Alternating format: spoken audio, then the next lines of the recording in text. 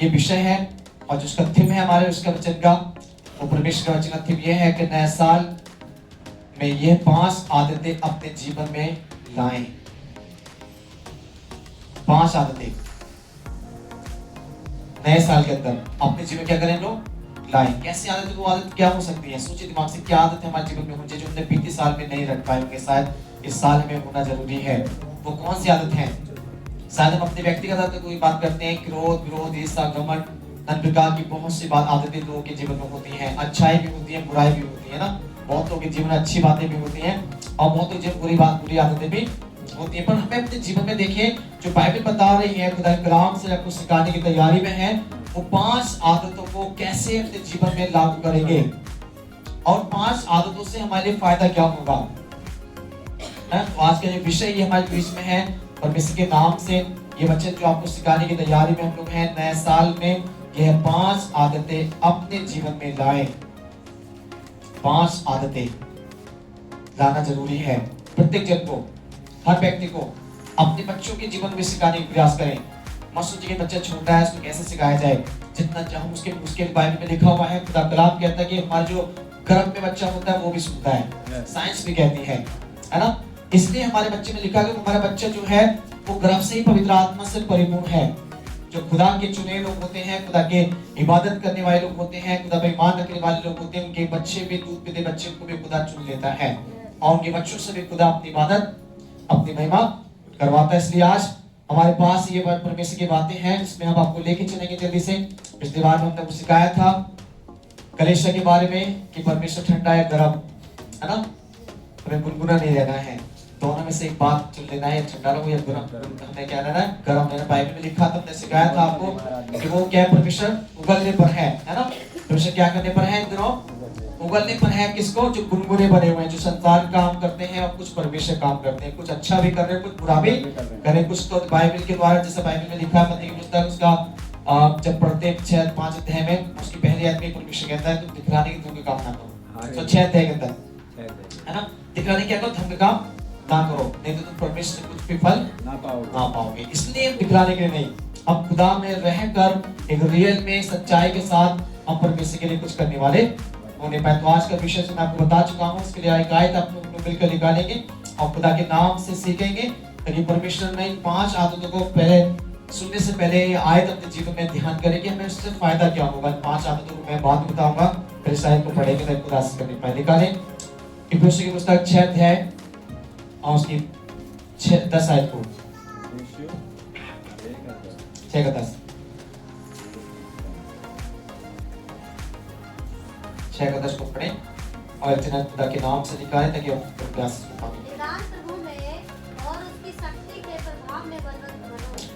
इसलिए क्या कहता है? इसलिए प्रभु में क्या करो और उसकी शक्ति के प्रभाव में बलवंत बनो। अब सोचिए अटैक किन लोगों पर होता है। मान लीजिए कोई व्यक्ति आप अकेले हैं और 10 आपके पास आ जाए तो आप कमजोर तो ऑलरेडी एक पैसे डर जाता है। क्या आपने खुदा की कलाम में कि सुना कि एक व्यक्ति ने 1000 लोगों को मारा था?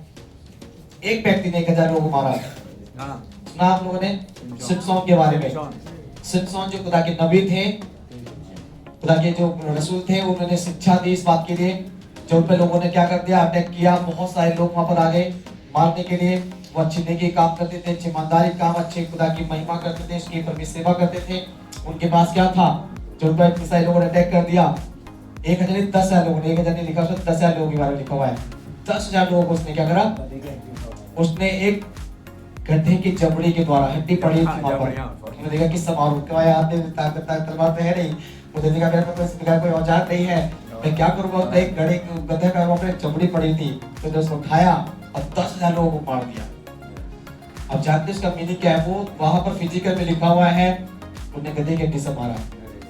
और आत्मिक का अगर बात करते हैं तो खुदा कलाम से हम लोग को मार सकते हैं। हालेलुया। 10,000 की नहीं, लाख भी हमारे सामने आ जाए, खुदा का कलाम हमारे अगर अंदर है तो बलवंत हो सकते हैं। हालेलुया। इसलिए परमेश्वर में लिखा हुआ है कि कैसे निर्बल पर शैतान अटैक करता है।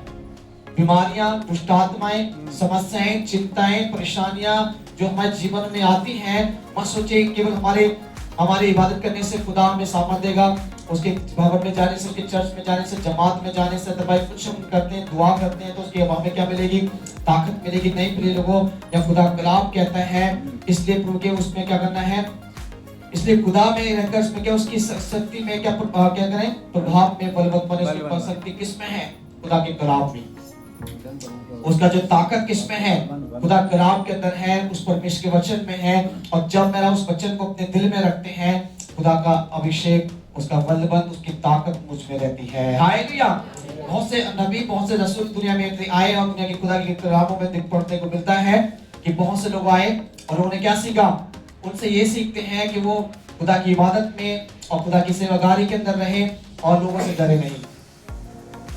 नेकी का काम, अच्छा काम उन्होंने किया और आज वो दुनिया में छोड़कर वो जन्नत की तरफ है, वो परमेश्वर राज में है ना? इसलिए आज याद रखिएगा, हमें भी खुदा ने इसलिए चुना है ताकि हम भी अच्छे काम में रहकर उस खुदा की इबादत करने वाले बने और उसके कलाम पर, उसके वचन पर अपना विश्वास और अपना मन लगाने वाले बन जाए, है ना? और इस वचन का मैं जो आज शिक्षा का आपको देने के प्रयास में हम लोग रहेंगे, वो यही है कि नए साल में आपको अपने जीवन में कमजोर नहीं, ताकतवर बनना है। हालेलुया। आप कमजोर रहेंगे तो गारंटी के साथ टेंशन दिमाग में रहेगी, बीमार आप बार बार होंगे, फिर बीते साल जैसा समस्या जीवन में रहेगी, फिर तुम्हें पति पत्नी के बीच लड़ाइयां रहेंगी। पति कहेगा मेरी पत्नी अच्छी नहीं है, पत्नी कहेगी मेरी पत्नी अच्छा नहीं है ना? परिवार बोलेगी मेरे बेटे, माता पिता बोलेगी मेरे बेटा बहू अच्छे नहीं है, और बेटा बहू बोलेगी मेरे सास और ससुर अच्छे नहीं है ना? क्या बोलेंगे? ऐसे करके लड़ाई जब तक तुम्हें रहेंगी तो क्या करने की जरूरत है? हमें अपने जीवन में याद रखिएगा, हमेशा परमेश्वर के लिए इन 5 बातें जो मैं आपको सिखाने के लिए तैयारी में हूँ, इन 5 बातों को अपने जीवन में लागू करने से पहले ये वचन को अपने जीवन में हमें बहुत रखने की जरूरत है। अगर आप नॉर्मल तरीके से जीवन जी रहे हैं, आपको लगता है कि मैं साधारण इंसान हूँ, एक आम व्यक्ति हूँ, तो ये आपकी बहुत बड़ी गलतफहमी है। आप आम व्यक्ति नहीं है, आप परमेश्वर के चुने हुए क्या हैं?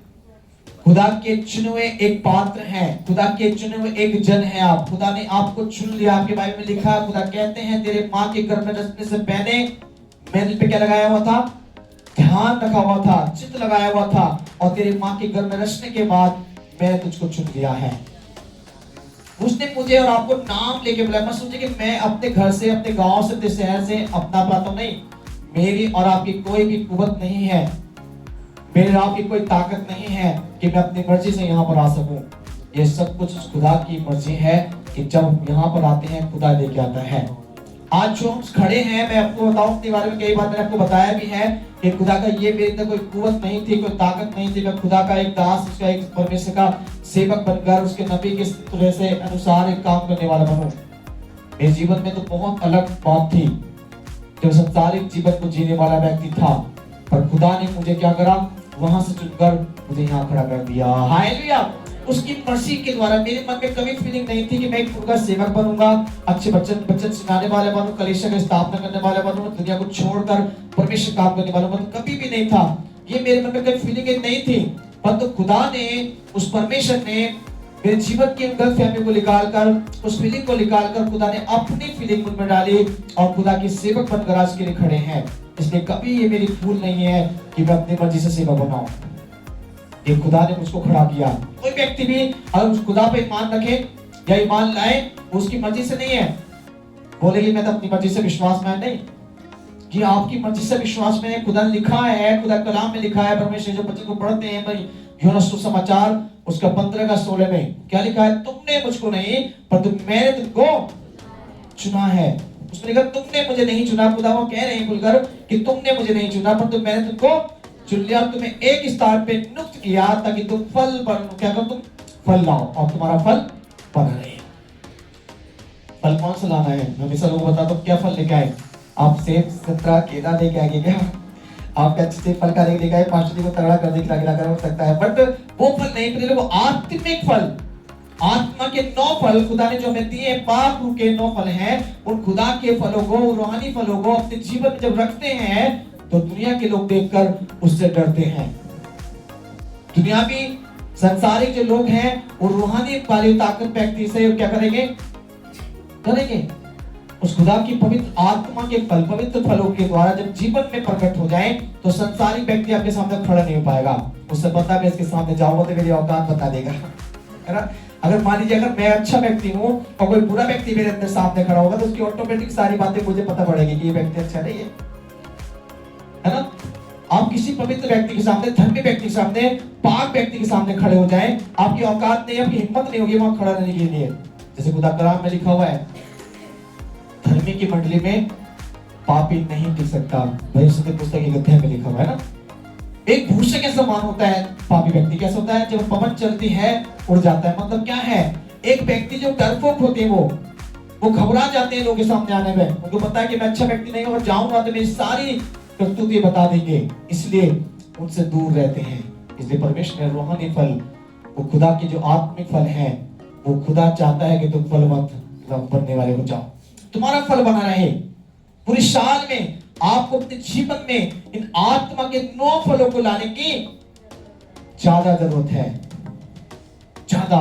और जब इनको फल को लेके आएंगे तो मैं गारंटी के साथ कह सकता हूं कि आप इस साल में असमर्थ नहीं होंगे, किसी काम असफल नहीं होंगे, आपके घर की हालात आपके बिगड़ेंगे नहीं, आपकी परिस्थिति डाउन नहीं जाएंगे, आप हालातों से निकल कर अच्छे कामों में दिखने वाले हो जाएंगे।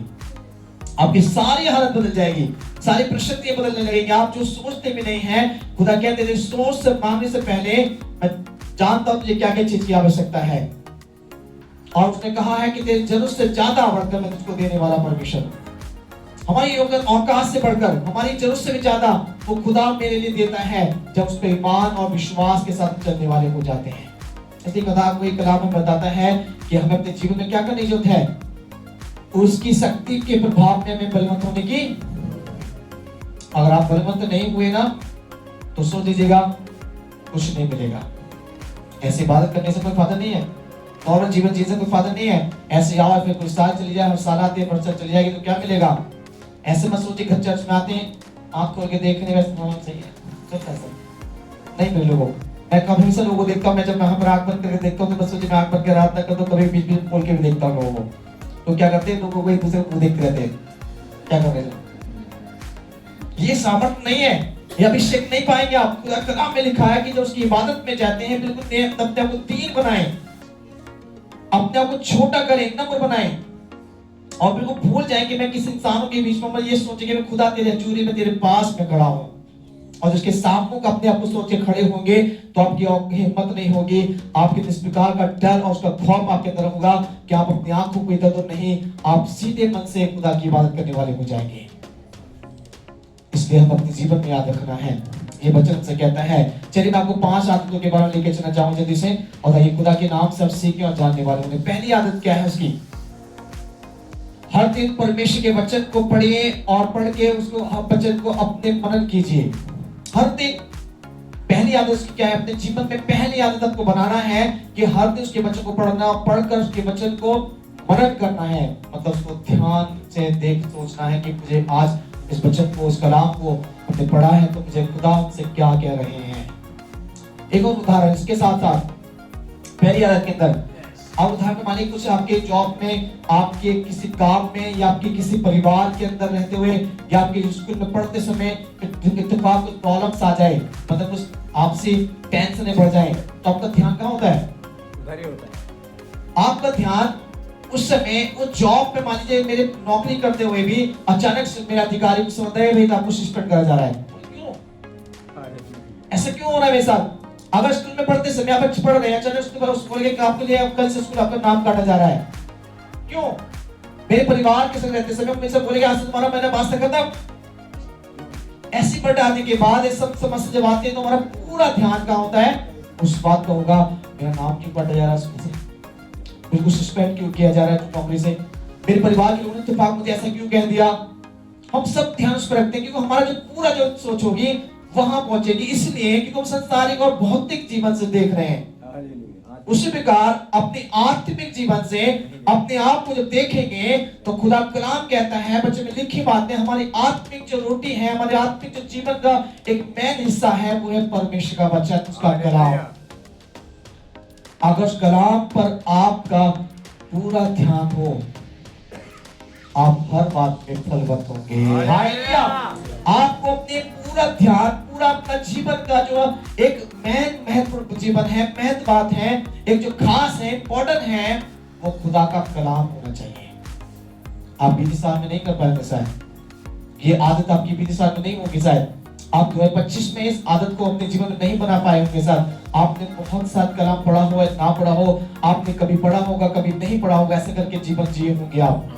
पर खुदा कलाम अब कहता है कि अब आपको क्या करना है, इस दिन में, साल 2026 में आपको पहली आदत अपने जीवन में बनानी है। चाहे दुनिया रूठे, परिवार छूटे, संसार रहे या ना रहे, मेरे जीवन कुछ अच्छा हो या ना हो, पर तेरे कलाम से मैं वंचित ना हूं। हालेलुया। तेरे कलाम में मैं रहकर तेरे कलाम को अपने जीवन में मनन करूं। मनन मतलब उस पर ध्यान देने वाला हूं, उसको अपने जीवन का एक टारगेट बनूं कि खुदा इस साल में मुझे तेरे इस कलाम को अपने जीवन में रखकर ये काम मुझे अपने जीवन में करना है। एक बार चेक करके देखिए, आजमा के देखिए, बाइबल में लिखा है, बाइबल कहती है बच्चे के द्वारा कलाम में लिखा हुआ है, उसके वजह से पुस्तक 34 के 8 में पढ़ के देखो योबा कैसा भला है, परख के देखो वो खुदा कैसा काम करता है। क्या ही धन्य है वो व्यक्ति, वो परिवार, वो खानदान जो उसके सम्मुख होता है, उसके शरण में होता है। चेक करके देखिए, क्या कभी आपने खुदा के नजदीक जाकर देखा? एक उदाहरण पर और, आप जिस परिवार से दूर से बात करते हो, कभी आपके पास नहीं है, मिले नहीं हो, तो उससे सिर्फ हेलो हाय के साथ इतना जानकारी नहीं है। आप उसको केवल फोन पे जानते हैं, केवल कैसे हैं, किसी मान लीजिए किसी हमारे फोन पर बहुत से फ्रेंड्स होते हैं, हमारे फोन में बहुत से हमारे रिश्तेदार होते हैं जिनको मैं ज्यादातर बात नहीं कर पाते, फोन पे तो टाइम नहीं दे पाते, कभी हफ्ते में 10 दिन में महीने में बात किया। पर जो हमारे बिल्कुल करीब हैं, जो हमारे बिल्कुल दिल के अजीज हमारे हैं, जो हमारे संग रहते हैं, उनसे रिश्ता और फोन वाले से रिश्ता कैसा होगा? अलग होगा, है ना? डिफरेंट होगा, बिल्कुल डिफरेंस होगा। पर हम जानते इस बात के लिए, फोन वाले से केवल दूरी दिखाई देगी, पर जो हमारे पास रहते हैं उनसे हमारा रिश्ता एक अच्छा होगा। उसी प्रकार आप अपने जीवन में चेक करके देखिए, बीते साल में आपका सबसे ज्यादा अजीज, सबसे ज्यादा प्रिय और सबसे ज्यादा खास कौन रहा? सबसे ज्यादा कौन रहा आपके लिए? आपके पड़ोसी, आपके दोस्त, आपके मित्र, आपके रिश्तेदार, या कोई अदरवाइज और व्यक्ति? अगर इनसे आपका चीज पर आपने बनाकर रखा, तो खुदा कलाम ये नहीं कहता कि उनसे चीज पर मत बनाइए, उनसे मोहब्बत मत रखिए। खुदा कहता है उनसे दिल से बढ़कर मोहब्बत रखिए, और पूरी बुद्धि से, पूरे अपने आत्मा से, पूरे समझ से आप अपने खुदा से मोहब्बत रखने की जरूरत है। हालेलुया। आप पूरी बुद्धि, पूरी समझ और पूरे ज्ञान के साथ, अपनी आत्मा के साथ हम उस खुदा से क्या रखें?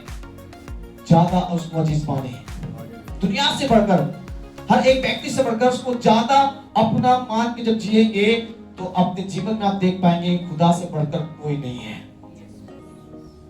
जो शायद आपके दोस्त, मित्र, आपके रिश्तेदार, आपके अजीज जो अपना मानते हैं, आपको फोन करते रहेंगे, भैया कहाँ हो?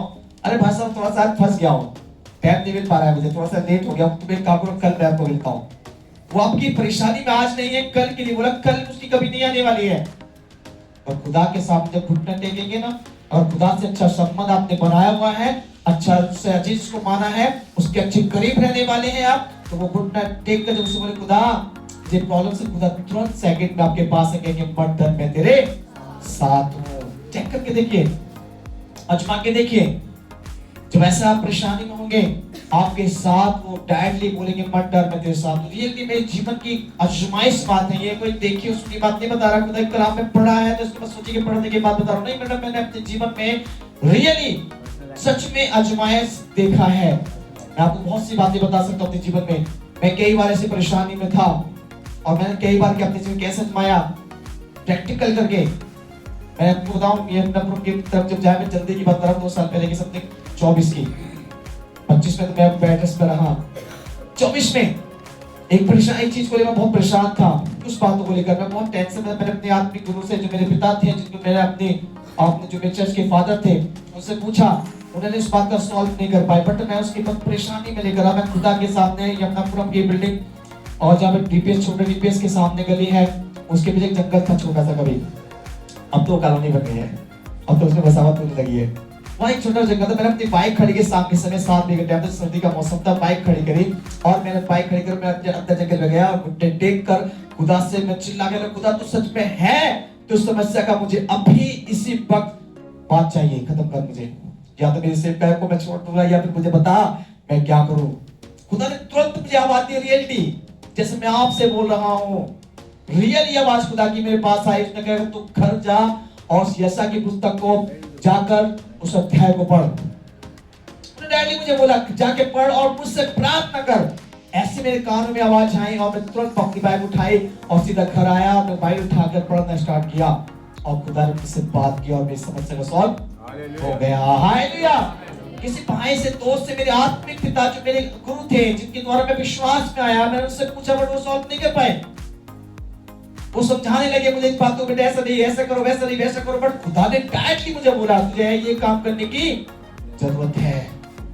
और मैंने उस काम पर अपने आप को डिपेंड किया, सौंप दिया और खुदा सॉल्व कर दिया। अब सोचिए, दोस्त काम आएगा क्या? नहीं। मेरे रिश्तेदार काम आएंगे क्या? मेरे परिवार काम आएगा क्या? कोई नहीं आएगा काम। वो आपके पास केवल समझाने के लिए, कुछ समय के लिए हो सकते हैं, पर लाइफ टाइम रहने वाला कोई नहीं है। जब तक आपके पास सांस है तब तक वो वायदा करता है कि मैं तेरे साथ हूँ। हालेलुया। इसलिए सबसे ज्यादा पहले नंबर अपने जीवन की पहली आदत बनाना है, परमेश्वर के वचन को हर दिन पढ़ना है। ये आदत बनाइए अपनी, चेक करके देखिए अपने आप को। आप सोचिए कि परिस्थिति डाउन चल रही है, परेशानी चल रही है, मुसीबत चल रही है, घटना चल रही है, कुछ भी प्रॉब्लम है, आप गारंटी के साथ जब वचन को पढ़ना स्टार्ट करेंगे, घर से समस्या निकलनी स्टार्ट होगी। पहले मतलब वचन में पढ़ने के लिए आपको मन नहीं करेगा, जो साधु को चालू करेगा दिमाग दिल के अंदर, सोचिए मैं बाइबल पढ़ूंगी आज से जाकर, आज से स्टार्ट करती हूँ, सुबह से स्टार्ट करूँ, मंडे से स्टार्ट करूँगी, ट्यूसडे से स्टार्ट करूँ, हर दिन आपके ट्यूसडे वेडनेसडे थर्सडे पढ़ते चलते जाएंगे, बट वो दिन भी नहीं आएगा। रीजन क्या है? बिकॉज़ आप मंडे में जाए पूरे Monday Tuesday Wednesday Thursday Friday तक पूरा सैटरडे, फिर संडे आगे बोले ये खुदावन मुझे पाप लगा, की संडे नहीं कर पाया, अब की मंडे करूंगा। हर बार मंडे आएगा पर आपका संडे का भी दोबारा पहुंच जाएंगे आप, क्योंकि आपको दुष्ट आपको बाइबल को पढ़ने की अनुमति नहीं देगा। इसलिए मैंने पिछले से आपको लास्ट टाइम में संडे में बताया, मन करे या ना करे आपको बाइबल पढ़नी जरूरी है। हालेलुया।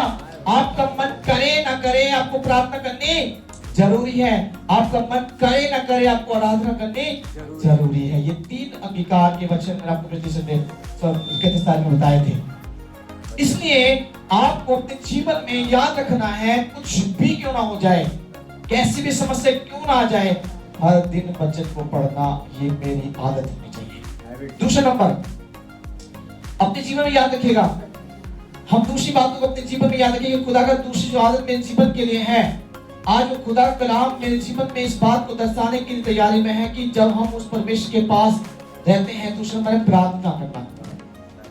दूसरा नंबर क्या? हर दिन प्रार्थना कीजिए। और प्रार्थना जानने के बाद, प्रार्थना में जाने के बाद में क्या है, उस समय तक क्या रहे, जब तक वो खुदा की आवाज तुम्हारे अंदर ना जाए, प्रार्थना बंद मत करिए। बोलिए आवाज कैसे आएगी? बोलिए भाषण बताते हैं आप, तो बोले की आवाज सुनी, बार बताते सुनी नहीं आवाज। आप जानते हैं प्रार्थना करने के बाद हम क्या करते हैं? आमीन बोलकर तुरंत उठ जाते हैं।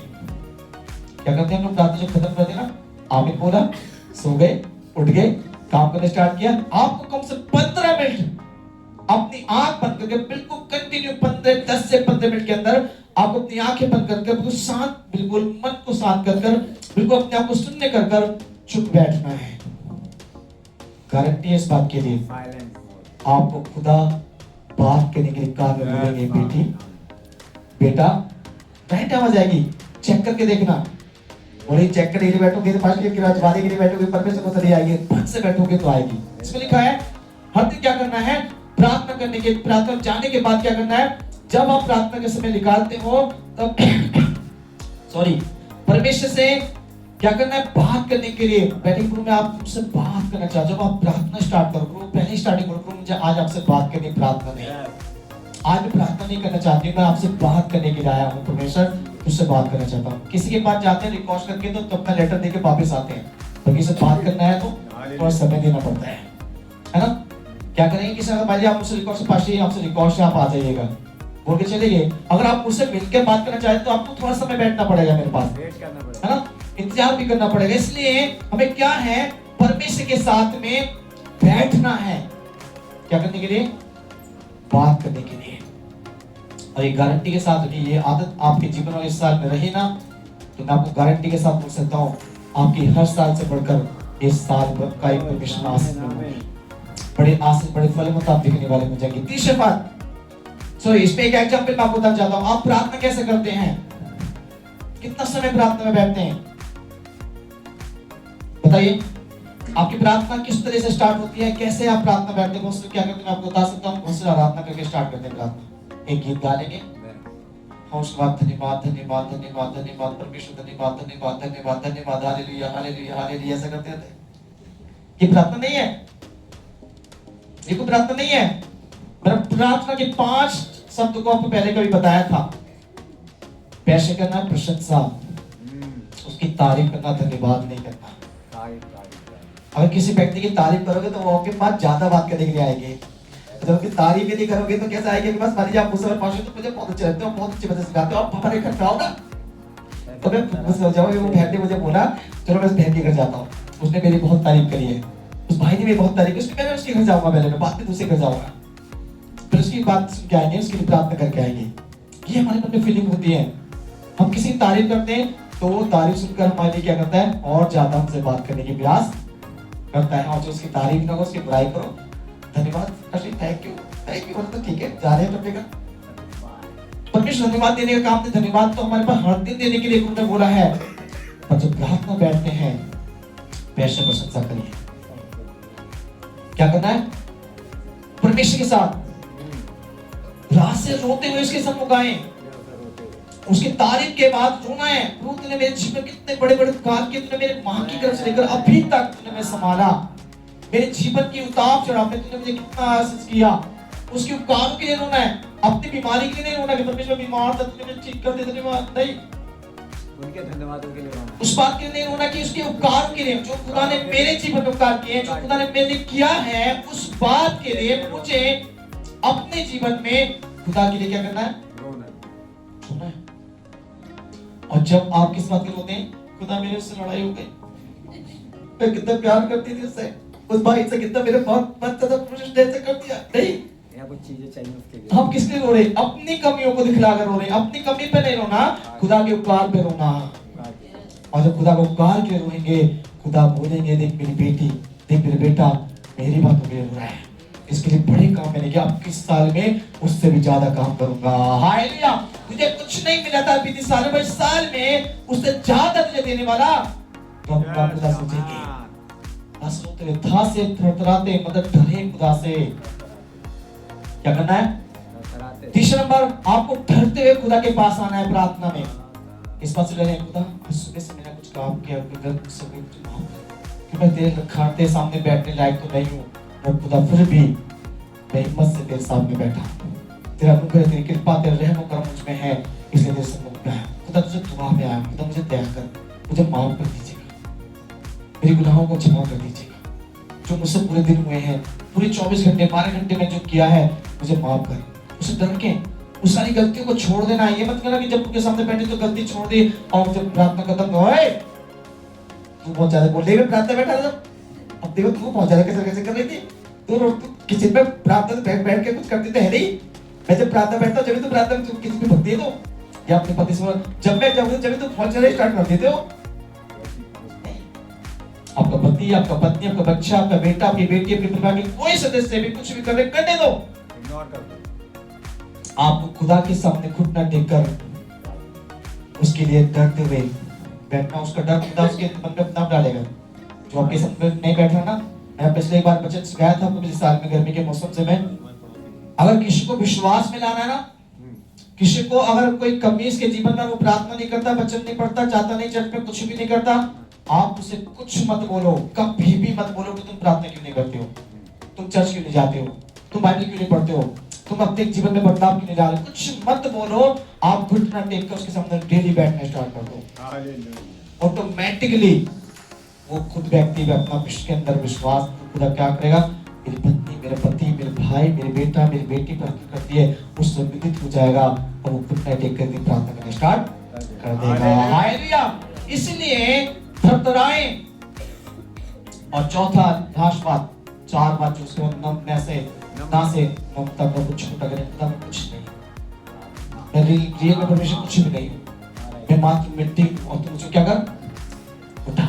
जब ऐसी बातें बोलते हैं, ये 4 बातों से आपकी प्रार्थना में एक अभिषेक आता है और फिर आपकी प्रार्थना परमेश्वर के साथ में उस परमेश्वर की हजूरी में पहुंचती है। जैसे कुरनुस की प्रार्थना पहुंच गई, आपकी पहुंच जाएगी। जैसे एलिया की प्रार्थना पहुंची, आपकी पहुंचेगी। जैसे मूसा की प्रार्थना को कबूल किया, आपकी भी कबूल किया। जैसे यीशु डेली प्रे करते थे, उसको उत्तर मिलता था, आपको भी मिलने लगेगा। इस प्रार्थना की आदत बनाइए। आप खाने की आदत बनाते सुबह, सबसे पहले आज तक पराठे कितने बनाए हुए थे? मुझे पता नहीं मैं क्या खाता हूँ सुबह उठकर, बोलते नहीं बोलते? तुम्हें पता नहीं मैं सुबह के क्या खाता हूँ? तुम्हें पता है मैं ब्रेड में टी चाहिए, आपको पता है मैं सुबह चाय चाहिए, तो तुम देखिए कि नहीं ये मेरी आदत है ना, मेरी आदत मैं करूंगा तो ये मतलब क्या प्रॉब्लम हो रही है। ऐसे करके कई बार अपने परिवार में लोगों को बोलते हैं, टॉर्चर करते हैं। वो आपकी संसारिक आदत है, पर अपनी आत्मिक आदतों को इस साल में बनाना जरूरी है। हालेलुया। अपने जीवन में हमें याद रखें, खुदा कलाम से इन आदतों को जब बनाएंगे आप अपने जीवन में देख पाएंगे खुदा का इतना बड़ा अनुग्रह आपके लिए होगा, आप सोच नहीं पाएंगे, सोच भी नहीं पाएंगे। तीसरी बात, तीसरी आदत क्या है? हर दिन उसकी आराधना कीजिए, सिर्फ गीत मत गाइए। गीत मत गाइए, उसकी आराधना करना सीखिए। आराधना और गीत में फर्क है, डिफरेंस है। आप सोचते हैं मैं जी गीत गाता हूँ प्रभु तेरे आराधना के लिए, कोई भी गीत गाना स्टार्ट हो, गीत आपके जीवन में आराधना को नहीं दर्शाता। आपको तो आराधना क्या है? आराधना किसे कहते हैं? मैंने सिखाया आप लोगों को, आराधना किसे कहते हैं बताओ? आराधना के बारे में सब बच्चों के बच्चे पे अलग लिखे, मैं इससे बताने के टाइम इसमें आपको बाद में पढ़ाऊंगा, ठीक है ना? आराधना का मीनिंग एक बहुत ही इंपॉर्टेंट है। आराधना गीतों से नहीं होती है, आराधना ताली बजाने से नहीं होती है, आराधना चिल्लाने से नहीं होती है। आराधना आपकी सैक्रिफाइस है। हालेलुया। बलिदान करना, आपको अपने आप को डेडिकेट करना। को मैं आज आपके सामने आराधना बैठा हूँ, मैं तेरे सम्मुख में हूँ खुदा, अपने आप को पवित्र बलिदान करके चढ़ाने आया हूँ मैं आज। हालेलुया। उसे बोलते हैं आराधना, वर्शिप, है ना? इस आराधना के समय परमेश्वर क्या कहता है? केवल इसमें क्या करो, हर दिन तुम्हें क्या करना? 30 नंबर, हर दिन उसकी आराधना कीजिए, सिर्फ गीत गाकर नहीं, परंतु उस गीतों के मीनिंग को समझकर, उसकी भावनाओं में उतरकर आराधना करना सीखिए। हालेलुया। उस आराधना की जब गीत को गा रहे हैं ना, उसकी मीनिंग को समझिए, उसकी अर्थ क्या है, उसमें क्या क्या वर्ड लिखे हैं। आप आराधना मुंह से करिए, गीत गाने का तो ये नहीं कह रहे गीत मत गाइएगा, गीत गाइए। आप लोग आप बैठकर गीत भी गाइए, 2 गाइए, 3 गाइए, जितना आत्मा गाइए उतना गाइए, कोई फर्क नहीं पड़ता आपको। आप 4, 5, 10, 15, 20 गा सकते हो, कोई दिक्कत नहीं है। पूरे दिन गीत गाइए, कोई दिक्कत नहीं होगा। बट आप गीतों को गाते समझ के एक लाइन को समझना चाहिए, मेरे लिए क्या बोलना है। इस गीत का केवल मनोरंजन के लिए नहीं है, मेरे मन को तैयार करने के लिए, पर इस गीत के जो वर्ड हैं, जो शब्द हैं, वो मेरे दिल के अंदर जाने चाहिए। उसमें हमें भावनाओं में उतरना है। उस गीत के भाव में उतरकर जो उसमें बढ़ते हैं, खुदा हमें क्या करते हैं? फिर हमें आराधना बना देते हैं। हालेलुया। बहुत लोग क्या करते हैं? चर्चा का मनोरंजन करते हैं, ताली बजाओ, बहुत लोगों को देखता हूँ, बहुत लोग तालियों को देखता हूँ, तो ये बड़ों को देखता हूँ, लोग हाथ से क्या करते हैं? पीछे मुस्कुरा रहे हैं, आराधना में मुस्कुरा रहे हैं, आराधना करते समय वो तो हंस रहे हैं, आराधना कर रहे हैं, हंस भी रहे हैं। मेरी क्या है हंसने का?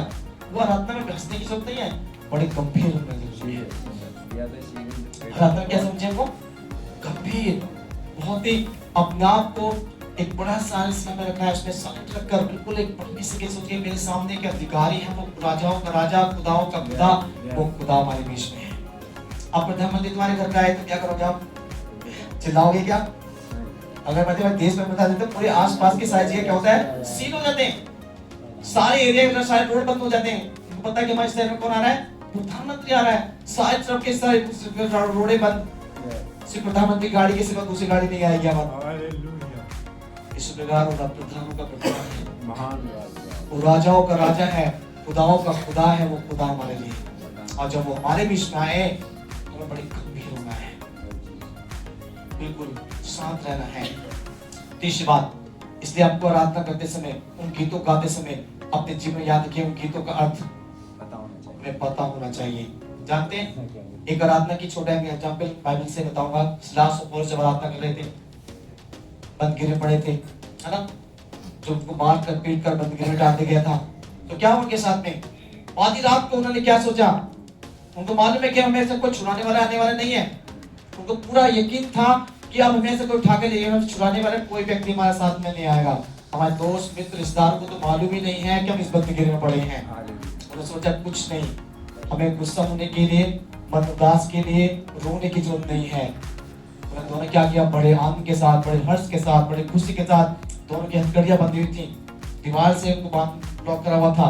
वो हथकड़ी सटकड़ी बजा रहे थे ऐसे करके और खुदा की आराधना करना स्टार्ट किया बड़ी गंभीरता के साथ। और जबकि पहले वर्ड में ही, दूसरे जब शब्द स्टार्ट किया, दूसरे में ही क्या हुआ? परमेश्वर का अभिषेक वहां पड़ा गया। हालेलुया। और जेल की नींव मिल गई, दरवाजे खुल गए ऑटोमेटिकली, दरवाजे खुल गए, सब लोग वहां पर डरने लगे, भूकंप सा आ गया। उन लोगों क्या हो रहा है? सारे कैदी डर गए, ये क्या हुआ? सब कैदी निकल के बाहर आ गए।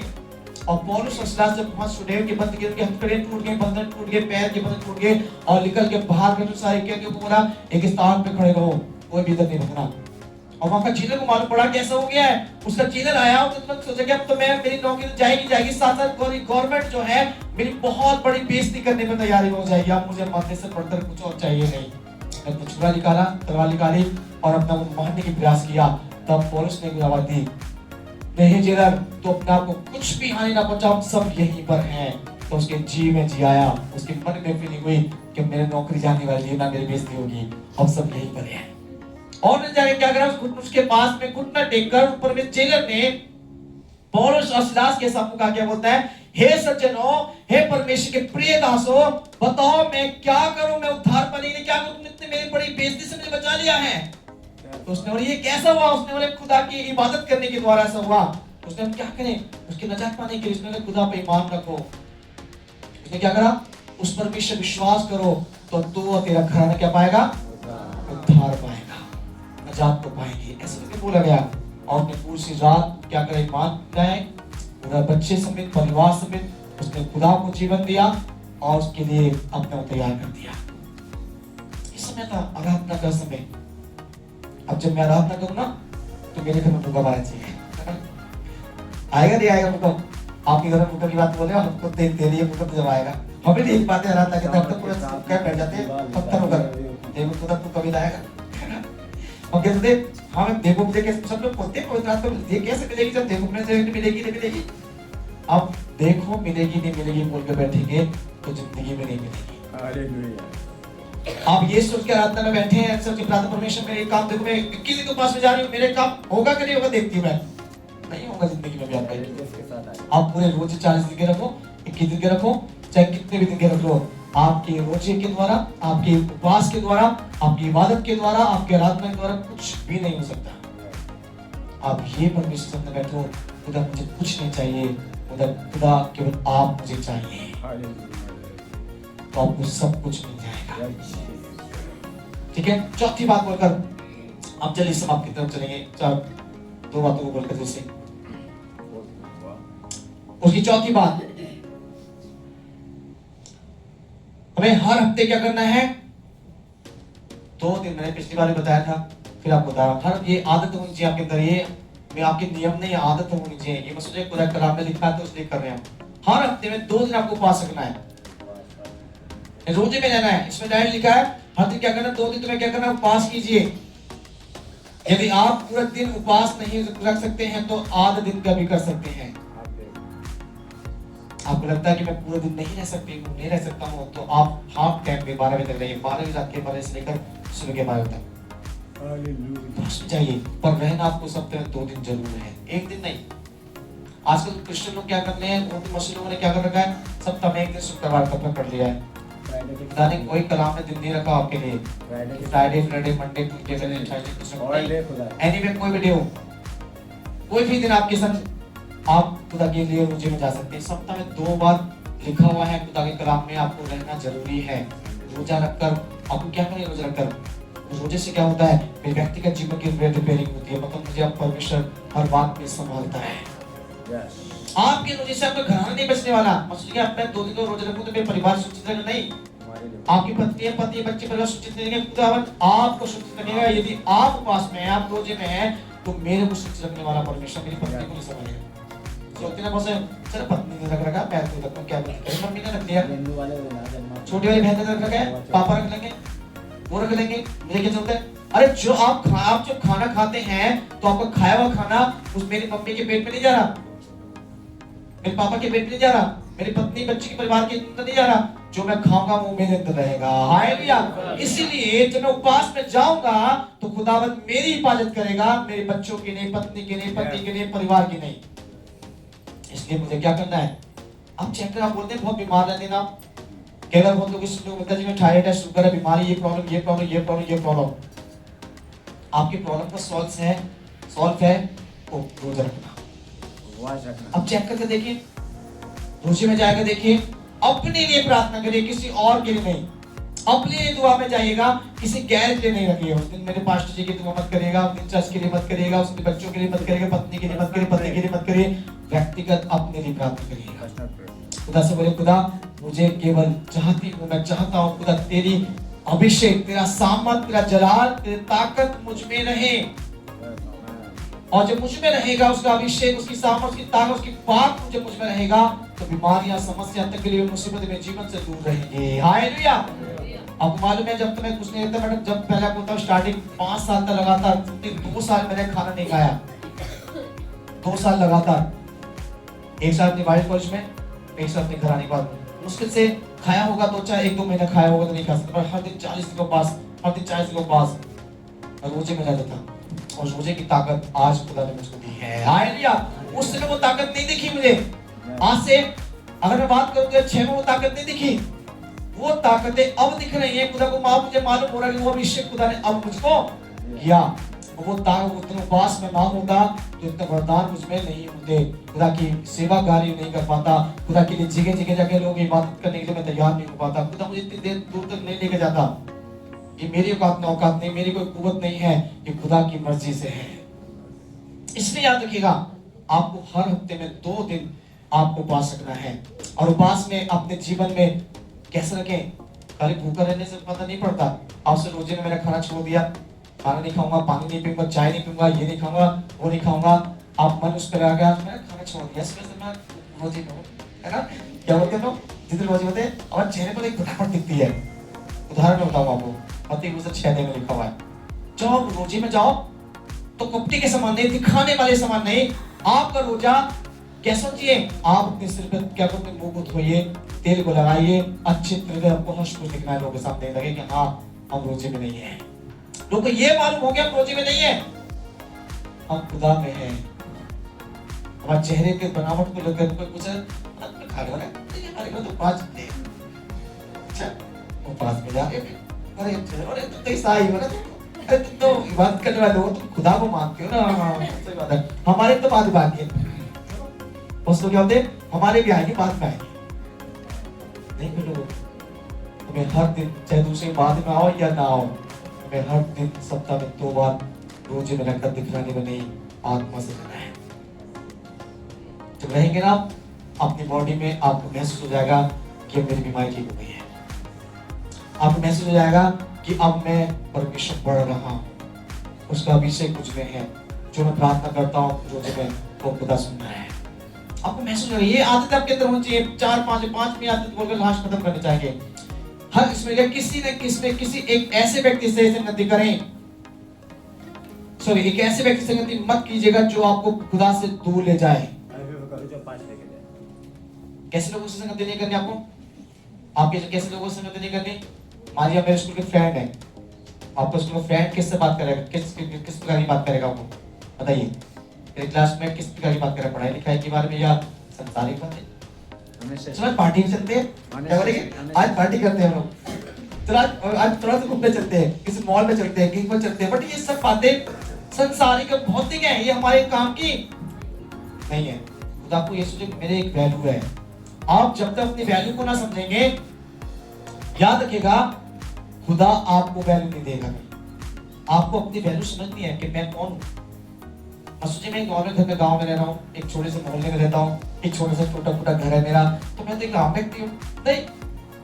आपको मालूम है खुदा के नबी जितने भी आए बड़े महल में नहीं आए। आप खुदा कलाम को पढ़ोगे तो उसके जो नबी जितने भी रसूल जितने भी दुनिया में आए हैं ना, वो खुदा के जितने सेवक लोग दुनिया में आए, वो बड़े महलों में नहीं रहे थे, वो बड़े अच्छे घर में पैदा नहीं हुए थे, बड़े अच्छे खानदान में पैदा नहीं हुए थे, बड़े अच्छे मुकाम पर रहने वाले लोग नहीं थे। वो छोटे तत्व में, छोटी जगह में, छोटे मोटे घरों में, छोटे से गांव के अंदर पैदा हुए। और खुदा के द्वारा कितनी बड़ी इबादत ली, पूरी दुनिया में कोई नहीं कर पाएगा। हालेलुया। पूरी दुनिया में आज ऐसी इबादत करने वाला कोई दुनिया में नहीं है जैसे रसूलों ने, नबियों ने, खुदा के पैगंबरों ने ऐसा किया, खुदा के सेवकों ने, खुदा के भविष्यवक्ताओं ने, उस परमेश्वर के सुसमाचार करने वाले लोगों ने किया। याद रखिएगा, परमेश्वर कहते हैं हमें भी परमेश्वर ने छोटी सी नगर में रखा होगा, एक घर में रहते होंगे, गांव में रहते होंगे, शहर में अच्छे पढ़े लिखे नहीं होंगे, सर थोड़े कम पढ़े होंगे, ज्यादा पढ़े होंगे, सर कोई फर्क नहीं पड़ता। आप खुदा के लिए क्या है, एक चुने हुए परमेश्वर के लोग हैं। आपको ऐसे कैसे संगति रखनी, अपनी वैल्यू समझने के, मुझे हर किसी के पास नहीं जाना। कोई तुरंत फोन करे, भैया तुम कहाँ हो, मैं आ जाओ मेरे घर पर, थोड़ा सा बंद करना मिलने के लिए। हाँ तो यार अभी आ रहे नहीं, आपका परिवार ही क्यों ना हो, समय उसको दो जो आपको खुदा के नजदीक लेके जाए। हालेलुया। समय उसको दो जो खुदा की इबादत करना जानता हो।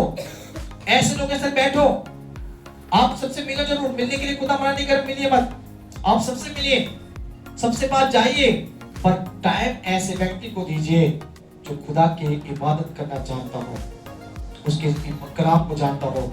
आप किसी गैर के पास बैठ जाएंगे, वो आपकी नहीं सुनेगा, कितना भी कोशिश कर लीजिए, आप अपनी सुनाए, कितना भी कोशिश कर लिया, आप बोले मैं खुदा कलाम सुनाऊं, नहीं जी हमने वहां जाएंगे तो बचत कैसे जाएगा। अरे खुदा ने बहुत से लोग रखा हुआ है उसके पास भेजने के लिए, मेरे द्वारा वो काम नहीं करेगा, खुदा किसी और के द्वारा भी काम कर सकता है। हालेलुया।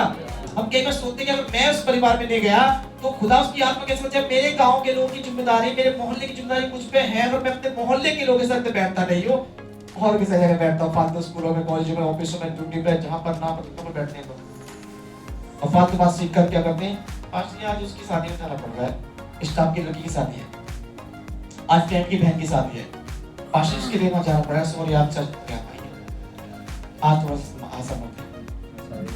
क्यों? कारण क्या है कि आपकी संगति ठीक नहीं है, आपका उठना बैठना ठीक नहीं है। अगर आप इबादत करने वालों से बैठोगे तो सबसे पहले आपको जिम्मा जो आपके जीवन में है, पहला जो आपके सम्मुख है वो खुदा की इबादत है। पहला जो परमेश्वर का समय है वो खुदा को देना है, बाकी दुनिया को देना है।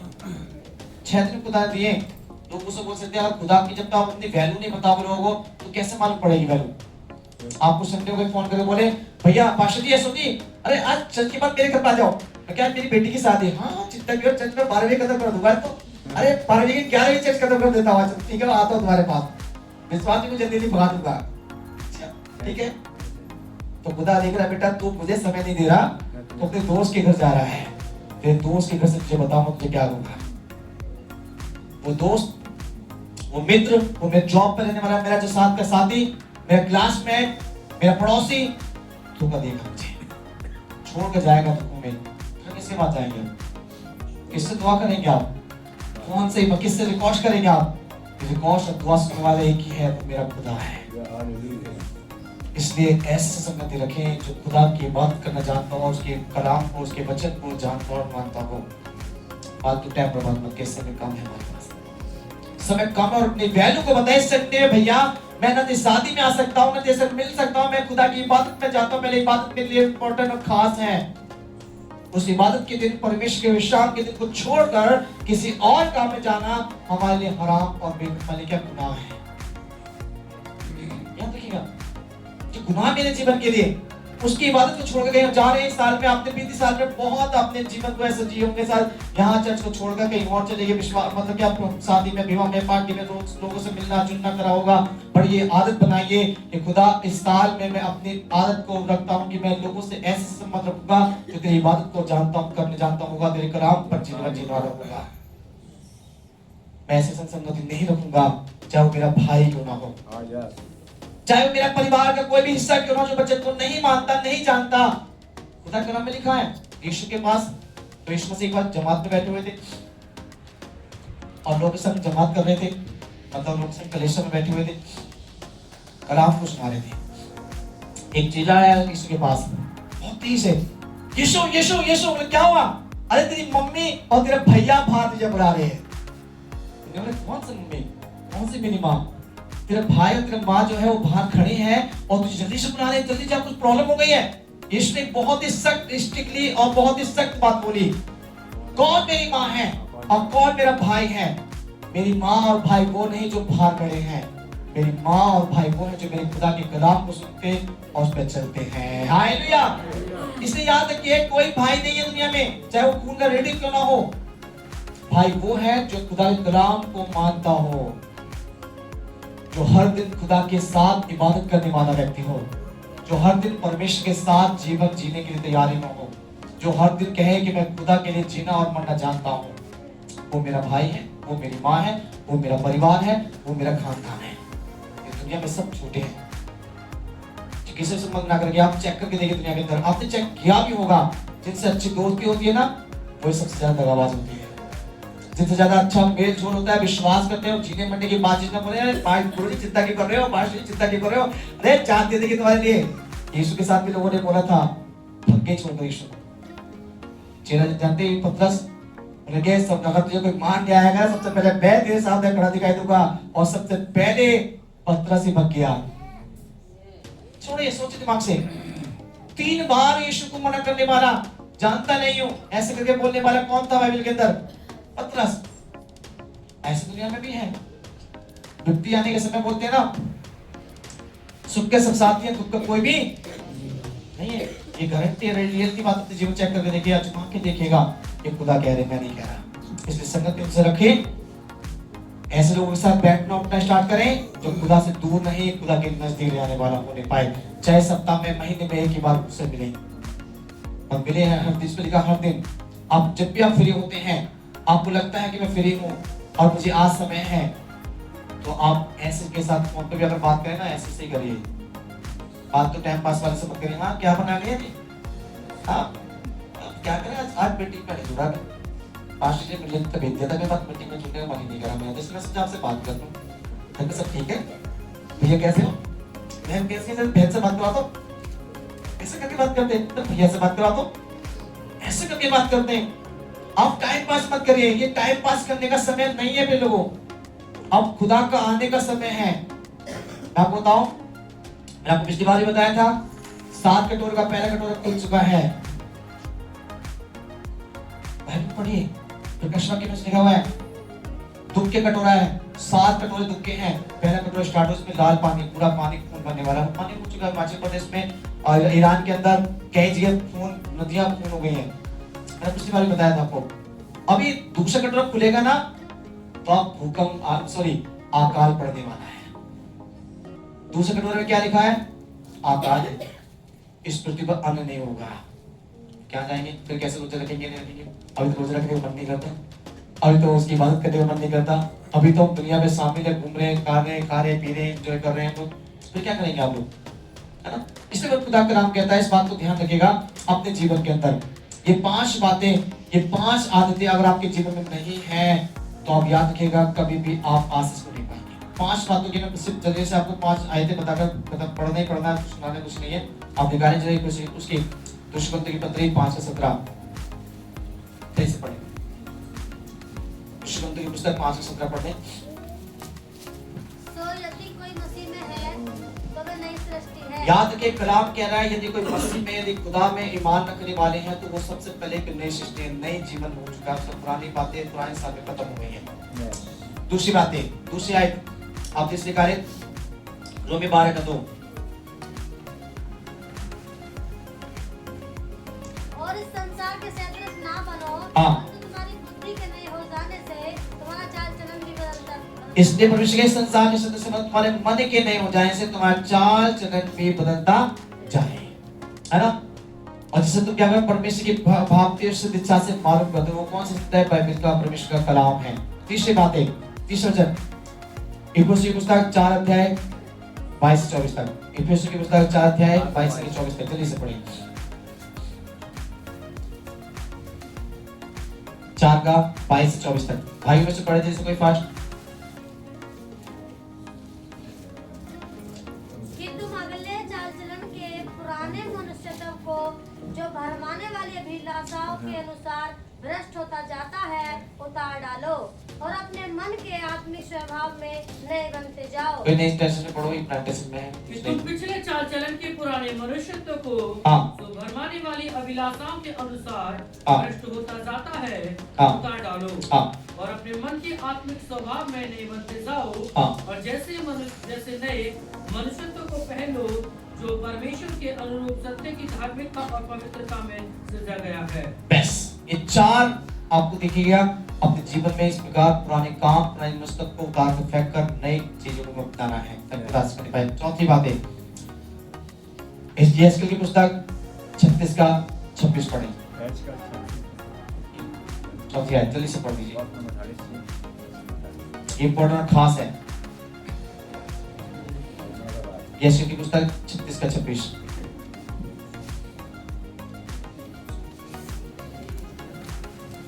मैं तुमको नया मन दूंगा। ये पढ़ते सुनिएगा। इस आयत में 2-3 बात मैं आपको बताकर समाप्त करूंगा, तो ध्यान से सुनिएगा इस बात को 36 से 26 को। इधर क्या क्वेश्चन बोलते हैं, मेरा मन नहीं लगता है, क्या को मन नहीं करा प्रार्थना को, मन नहीं करा वचन पढ़ने को, मन नहीं करा उपवास करने को, मन नहीं, मन आपके लिए क्यों नहीं है? जब खुदा आपके लिए बोल रहा है, मन आपके लिए होगा जब आप मेरे साथ होंगे। तो पढ़े 26 आयत। मैं तुमको नया मन दूंगा हाँ और तुम्हारे भीतर नई आत्मा उत्पन्न करूंगा हाँ। और तुम्हारी देह में से पत्थर का हृदय निकाल कर तुमको मांस का हृदय दूंगा। ये 3 वर्ड, 3 शब्द इसमें लिखे। सबसे पहले नया मन खुदा ने आपको नए साल में दे दिया है, ये विश्वास करें। आप पुराने मन से जी मत जिएगा। आप होते कि मैं एक और फीलिंग बोलकर मैं जैसे समाप्त करना चाहूँ, होते कि मन में क्या है, पुरानी भावनाएं। आज भी हम पुरानी बातों को लेकर बैठ जाते हैं घर के अंदर। जब आप बात करते हैं ना, मेरे पति ने पहले ऐसा कर दिया था, अरे मेरे दुरानी जिठाई ने ऐसा कर दिया था, अरे मेरे चाचा ताऊ ने ऐसा बोला था, मेरे परिवार में ये हो गया था। बट जब बातों को अपने बच्चों के सामने लेके बैठेंगे तो आपके अंदर क्या आएगा? क्या आएगा आपके अंदर? अभिषेक आएगा, सामर्थ्य आएगी, बल प्राप्त करेंगे क्या? टेंशन आएगी। हमारे बच्चे बोले हैं वो क्या ऐसा करा रहा है, वैसे तो बड़ी खतरनाक बेकार है, हम तो क्या जाएंगे नहीं, आज से हमारा वास्ता खत्म, हम सब बोलचाल नहीं हमारी। हम दोनों जेठानी, परिवार, खानदान, दोस्त मित्रों के व्यवहारों को जो बेइज्जती बातें हैं उनको दोबारा उखाड़ के बोलते हैं, तो इसका मतलब है कि आपका मन आज भी पुराना है, आपके मन बदला नहीं है। बाइबल कह रही है यीशु ने सबसे पहले, यीशु ने दुनिया में आए तो क्या बोला? मन फिराओ, परमेश्वर का स्वर्ग का राज्य तुम्हारे निकट है। जब आप पुराने मन को लेकर बैठे हुए हैं, अभी तक उन पुरानी बातों को मन में बैठा के बैठे हुए हैं और पुरानी बातों बोलते हैं, उनका मन का मतलब तो आप मसीह में नहीं है, फिर तो आप नई सृष्टि नहीं है, फिर तो आपने पुराने मस्तक को त्यागा ही नहीं है। आप पुराने मस्तक को पहन के बैठ के घूमने लग रहे हैं, कल बोलते ना, देखने में कुछ और, बोलने में कुछ और, हाथीदार दिखलाने कुछ और होते हैं, खाने कुछ और जैसे कि बोलते हैं लोग, फिर तो वही है। हम ऊपर का मुखटा पहने हुए तो कुछ और घूम रहे, मसीह मसीह बोल रहे, जय मसीह, परमेश्वर धन्यवाद परमेश्वर के लिए कर रहे हैं, पर अंदर क्या बैठे हुए? वैसा उसने ये कर दिया है, उससे हमारा कोई मतलब नहीं। अरे होता कौन है, उसने कैसे बोला, उसकी औकात क्या है, ऐसे बहुत सी बातों को लेकर हम बैठे हुए, पुरानी बातों को लेकर मन में बैठे होंगे। तो पुराने परमेश्वर कहता मैं तुम्हें नया मन दे रहा हूँ। क्या दिया तुम्हें? क्या दिया? तो 26 में परमेश्वर मुझे और आपको नया मन दे। पुरानी बातों को छोड़ देना, मन से निकाल कर फेंक दो। उन बातों को दोबारा से अपने दिल में, अपने मन में मत आने ताकि तुम्हारी इबादत, आपकी प्रार्थना, आपका वचन, आपकी संगत रुक जाए। तो 26 में 25 वाली बातों को मत लीजिएगा, जो हो गए उनको भूल जाइएगा। 26 में सब कुछ भूलकर नया स्टार्टिंग करना है नए मन के साथ। और तुम्हें क्या देगा परमेश्वर? एक नई आत्मा देगा। क्या देगा परमेश्वर?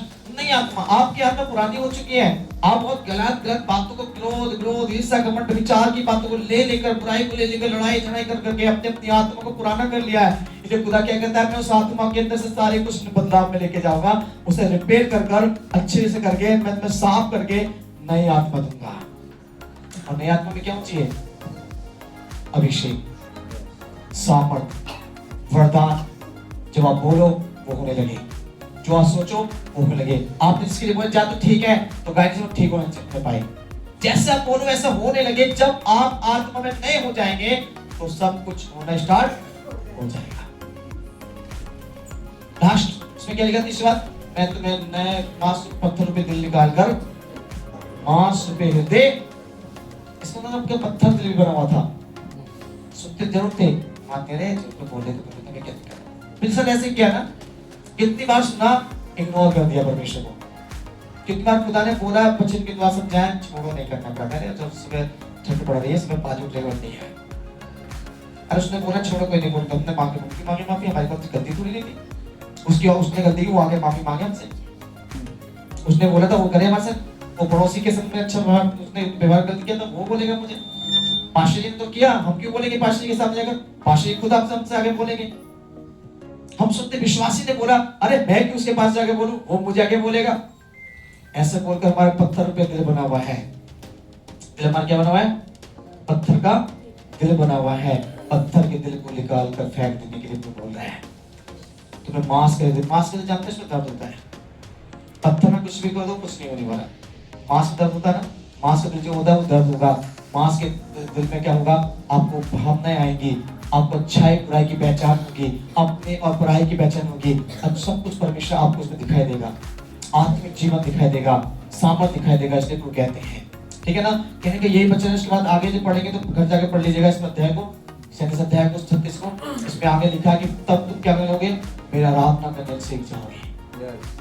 तुम मेरा आराधना करना जानोगे जब तुम्हारे मन नया हो जाएगा, आपकी आत्मा नहीं हो जाएगी, आप पत्थर पे दिल निकल जाएगा, मांस पे हृदय मिल जाएगा, तब तुम मेरा आराधना स्तुति महिमा करने वाले बन जाओगे, तब तुम मेरे जन बनोगे। इसी प्रकार इफिसियों की पत्री 6 अध्याय की 10वीं आयत में लिखा है, परंतु की शक्ति में प्रभाव में बलवंत बनो, तब आप इन 5 आदतों के द्वारा आप बलवंत हो जाओगे, ताकतवर हो जाओगे। जब 5 आदतें आपके अंदर नहीं, मैं आपको गाइड लिख के बोल सकता हूँ, अपने स्टैम्प पर मोहर लाके स्टैम्प लाके दे दूंगा आपको, जिंदगी में कुछ नहीं मिलेगा। और इन 5 आदतों से अगर वंचित रहेंगे, आपने 5 आदतों को अपने दिल में नहीं रखा, अपने जीवन में नहीं रखा, इन 23 साल के अंदर आप कुछ भी आशीष नहीं प्राप्त करोगे। याद रखिएगा, कोई एक आशीष भी आपको नहीं मिलेगा। गलती से आ भी जाएगी ना, वो भी जाएगी। और सोचिएगा कि मैं अपने बल सकते, बुद्धि सकते, पैसे से मैं औकात उस चीज को खरीद सकता हूँ। खरीद सकते हैं आप, ये क्या प्रश्न नहीं करता। अपनी बुद्धि से, अपनी ताकत से, अपने पैसे के बल पर खरीदो, पर वो एक दिन आपको हानिकारक बन जाएगी। हालेलुया। वो चीजें आपके लिए लाभदायक नहीं रहेंगी। चाहे आप वस्तु खरीदो, जमीन, दुकान, अपने बच्चों को पढ़ाई लिखाई कुछ भी करवा लेना अपनी बुद्धि के द्वारा, अगर ये 5 आदत आपके जीवन में नहीं है, आप फलवंत आशीष में साल में नहीं है। आपको 5 आदतों को जीवन में रखना जरूरी है, ताकि खुदा आपके जीवन काम करने वाला नहीं पाए। इस वजह से मिले सब जय मसीह की, सबको परमेश्वर बढ़ाने वाला।